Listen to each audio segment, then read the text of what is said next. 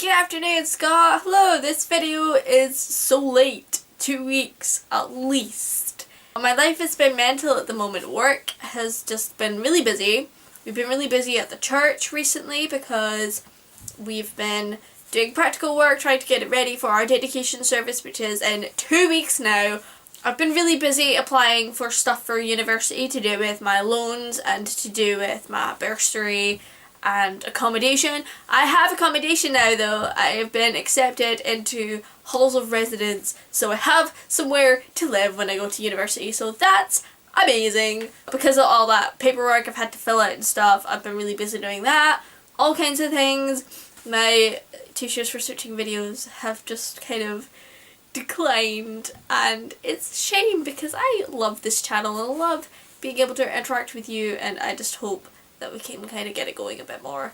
You said in your last video that I inspired you to get more posters, and that's a cool thing.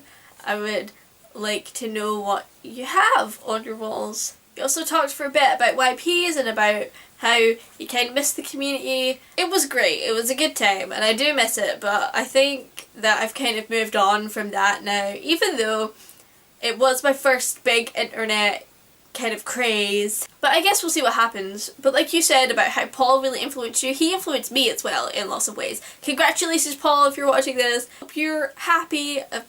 That's a silly thing to say. I know you're happy. I'm so happy for you, and you're awesome. And also, YPs is what introduced me to the vlogging world of YouTube. If it had not been for YPs, I'm sure I would have discovered it sooner or later, but it got me into it because Dudette 007, or 007 I should say, Sarah, she linked to Charlie's Cool Link video one time, and I watched it, and I was just like, this is hilarious! This guy is awesome! And then I went back and watched all of his videos and whatnot, and I just got into YouTube that way. So YPs has been a big contributing factor, and like you said, it influenced who you are. I think it did the same for me. It influenced who I am as well in some way, shape or form. And I think my online persona really came from that, the whole HSG thing. I will always be grateful to it for that. But like you were also saying, the internet can be used for bad as well as good, and I can think of loads of examples, one of them being this guy on YouTube, What Travis Said, that I really like. It turns out that he is an abuser, and I made a video about that on my channel during Vita, and he abused his fans of his channel in horrific ways. But what I always remember is that everyone has the potential to use something for good or bad. They have the decision to make whether they're going to go down that road or go down that road. And that is an important thing to remember for everyone, that just because someone chose to do something bad doesn't mean they didn't have the potential to do the right thing in that circumstance. Scott, you also talked about your exciting new brass quartet. I'm looking forward to hearing that. It's very exciting. And you also talked about your other bands and how Convincing October recorded a song and how it's coming out soon. It's exciting! I don't know if you know this. I might have mentioned this before on here. I don't know. I know I've mentioned it on Vlogalate and my personal channel. But there's this band that I like called Coyote Union. And one of the guys in the band is from the LBH boards, which I was on for a while. It's kind of dying down as well, which is a shame. Need to get on there more. But his name's Wes, and he plays the fiddle in this band, and he's amazing! He's so good. I would say that you and him are like on a par with talent. You're both amazing musicians. And they just released a new song. That's what that spiel was about.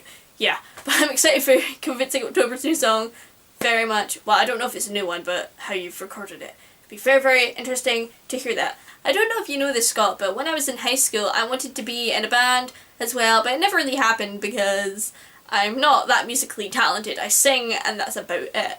But I came up with a few really bad band names, and I thought you would be interested to hear them. So one of them was UVP. Don't know what that would have stood for, but the P would be like P-E-E, like, yeah, I don't know. Also, I don't know if you know this, but there is a subgenre of rock called truck, and it's Time Lord rock, and it's songs about Doctor Who. and I wanted to be in a truck band at one stage, and I thought I would call it Karis and the Daleks, or Karis and the Time Lords, or Karis and the something to do with Dr. Karis and the Weeping Angels. That's quite a good band name.